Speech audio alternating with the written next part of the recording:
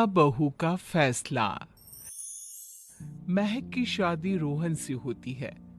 रोहन माँ बाप का इकलौता बेटा होता है, लेकिन फिर किसी कारण से रोहन की मौत हो जाती है। बेटा महक, तेरे आगे इतनी बड़ी जिंदगी है, फिर बच्चों की भी जिम्मेदारी। तू कोई काम कर ले। मैं तो कहती हूँ रोहन के ऑफिस में ही बात कर ले, शायद तेरे लिए कोई काम निकल आए।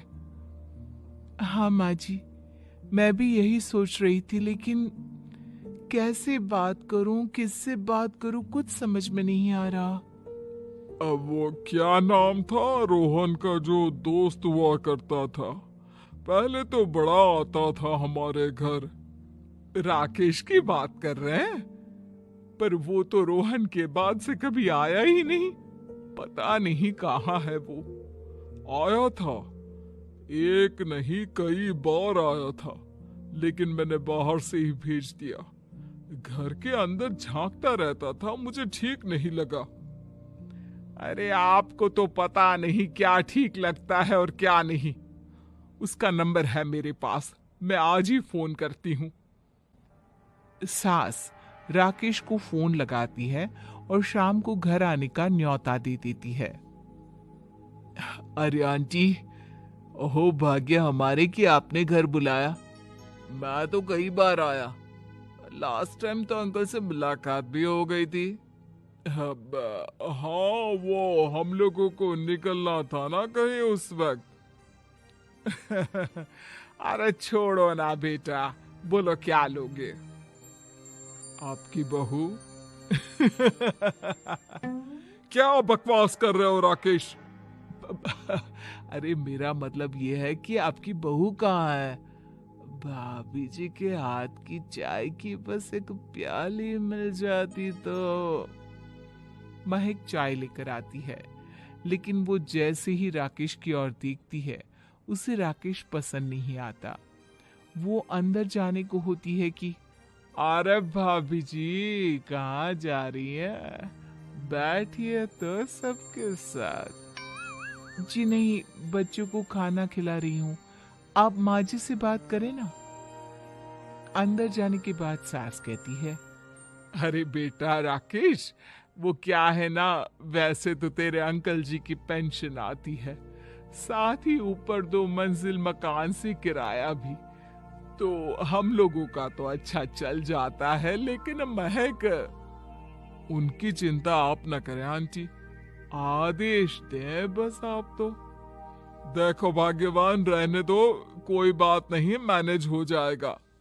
अरे क्या मैनेज हो जाएगा अंकल, हमें भी बता दें। आप चुप रहिए जी। अब वो क्या है ना राकेश, तुझे तो पता है कि रोहन के 2 बच्चे हैं, उनकी पढ़ाई लिखाई का खर्चा बहुत है। हम ये चाह रहे थे कि रोहन के ऑफिस में महक को भी अगर कोई काम मिल जाता तो। क्यों नहीं आंटी जी, मैं हूं ना, मैं बात कर लेता हूं। वैसे तो आप हाँ ही समझिए।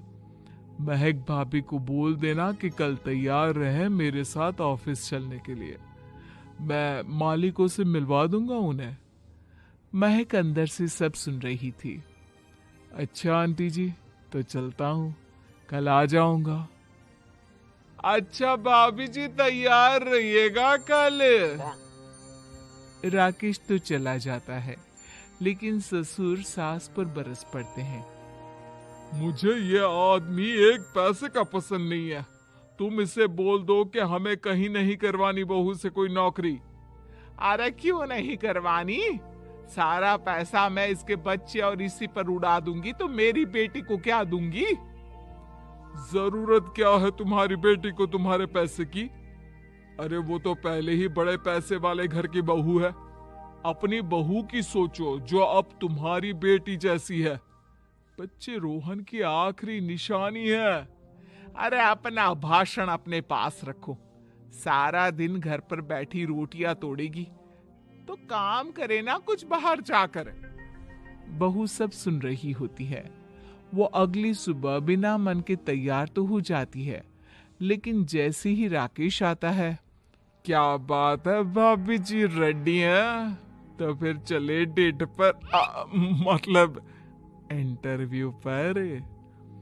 महक सामने आती है कि सामने ससुर जी खड़े होते हैं। हाँ महक बेटा, आओ चलते हैं, मैं भी चल रहा हूँ। ससुर को तैयार देखकर राकेश का चेहरा बन जाता है। अब अंकल जी, आप परेशान हो जाएंगे। अरे रहने दीजिए ना, धूप भी बहुत है। वैसे भी स्कूटर में तो 2 लोग ही बैठ सकते हैं ना। तो तुम चलो, मैं बहू के साथ अपनी कार से आ जाता हूँ। महक ससुर जी को देखकर खुश हो जाती है, उसे शांति हो जाती है। वो लोग रोहन के ऑफिस जाते हैं, जहां बॉस कहते हैं, नमस्ते अंकल। नमस्ते महक, कैसे हैं आप लोग? रोहन का सुनकर बहुत दुख हुआ अंकल। वैसे कैसे आना हुआ?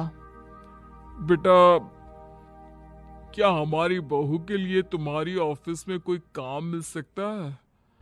हमने राकेश से इसी सिलसिले में तुमसे बात करने को कहा था।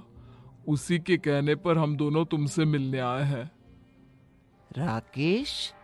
राकेश ने तो कोई बात नहीं की। ऊपर से उसने तो आज की छुट्टी ले रखी है, ऑफिस में नहीं आया। बोल रहा था जरूरी काम से जाना है। महक और ससुर एक दूसरे को देखने लगते हैं। वैसे महक, क्या किया है आपने? आई मीन इंग्लिश कैसी है आपकी? महक बॉस से अपनी पढ़ाई लिखाई और क्वालिफिकेशन के बारे में सब कुछ बताती है। ग्रेट, आपके लिए काम तो है, लेकिन ऑफिस में नहीं। सर, मेरे बच्चे छोटे हैं, मैं फील्ड में काम नहीं कर सकती हूँ। मतलब वो काम घर से करना है, घर से रहकर बच्चे भी देखें और घर भी देखें, लेकिन हाँ, काम जरूर से करें। वो काम डाटा एंट्री का है, तो जब भी वक्त मिले काम करें, और इसके हम आपको अच्छे पैसे भी देंगे। महक बॉस की बात सुनकर खुश हो जाती है, उन्हें थैंक्स बोलकर घर आ जाती है। किसके साथ भेज रही थी तुम महक को? अरे वो कमीना, उसने तो ऑफिस से छुट्टी ले रखी थी, बात भी नहीं की थी उसने बॉस से बहू के काम के लिए। वो तो अच्छा हुआ कि मैं साथ में चला गया। हाँ हाँ, ठीक है ठीक है, नौकरी मिल गई ना, इतना ही काफी है। समय बीतता है और एक दिन फिर दरवाजे पर दस्तक होती है। घर पर कोई नहीं था। महक दरवाजा खोलती है, देखती है तो सामने है राकेश। नमस्ते भाभी जी। नमस्ते। घर पर कोई नहीं है, आप कल आइएगा। अरे अरे अरे, कैसी बात कर रही हैं भाभी जी? हम तो आपकी मदद के लिए आए हैं। वो क्या है ना, अंकल जी का फोन आया था कि आपको किसी मदद की जरूरत है। महक को आश्चर्य होता है कि उसके ससुर ने राकेश को फोन क्यों किया। वो ससुर जी को फोन करती है, लेकिन फोन नहीं लगता। नहीं नहीं, हम लोगों को किसी भी चीज की जरूरत नहीं है, आप जा सकते हैं। अच्छा अच्छा, एक कप चाय तो पिला दीजिए। महक चाय लेकर आती है। चाय पीने के बाद, रोहन मेरा बहुत अच्छा दोस्त था। उसने मुझसे कहा था कि वो रहे ना रहे, उसके घर वालों का, खास करके आपका ख्याल मुझे ही रखना है। तो मैं कल फिर आऊंगा भाभी जी। नहीं, माता पिताजी है नहीं, वो 4-5 दिन बाद आएंगे। आप उन लोगों के आने के बाद ही आइएगा। मुझे ये सब ठीक नहीं लगता।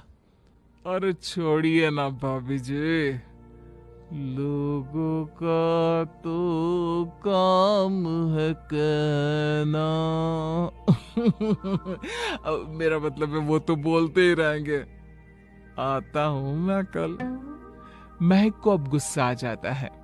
हमेशा शांत और मधुर बोलने वाली महक पहली बार जिंदगी में फैसला लेती है, और फैसला होता है राकेश को सबक सिखाने का। बड़े बेशर्म हैं आप। किसने कहा आपको कि आप आए? अरे भैया, साफ साफ बोला ना कि नहीं जरूरत है किसी की मदद की। मैं अकेले सक्षम हूँ अपना घर संभालने के लिए। आज आखिरी बार बोल रही हूँ, इस घर की तरफ आंख उठाकर भी देखा ना तो देख लेना, वरना वरना वरना पुलिस के हवाले कर दूंगी। निकलो यहाँ से या धक्के मार कर निकालूं। पुलिस का नाम सुनते ही राकेश वहां से 9-2-11 हो जाता है और महक को अपने फैसले पर